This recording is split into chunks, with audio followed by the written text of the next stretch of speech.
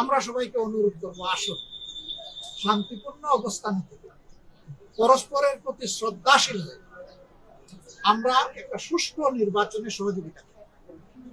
বাংলাদেশ জামাত ইসলামী অঙ্গীকার করছে, যারা কালকে আমাদের ভাই বোনদেরকে, শুধু ভাইদের গায়ে না, আমাদের মায়েদের গায়ে তারা হাত তুলেছে, আমরা তার তীব্র নিন্দা করি।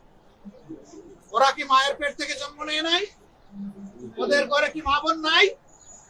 মা বোনদের প্রতি সামান্য সম্মান দেখানো নিশ্চয়ই তারা পরিবার থেকে সেই শিক্ষা পেয়েছে। যদি না পেয়ে থাকে, এটা দুর্ভাগ্য।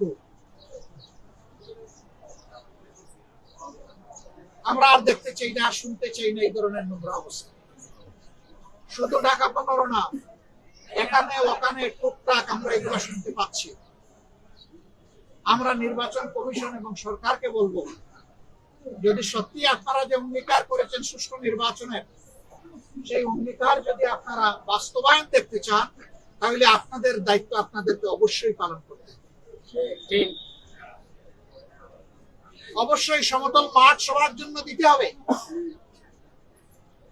অবশ্যই সবাইকে সমান সুযোগ দিতে হবে, এবং যারাই সন্ত্রাস এবং দুর্বৃত্তপনা করবে তাদের মুখের দিকে না তাকাইয়া আপনাদের দায়িত্বের দিকে তাকাইয়া তাদেরকে আইনের আওতায়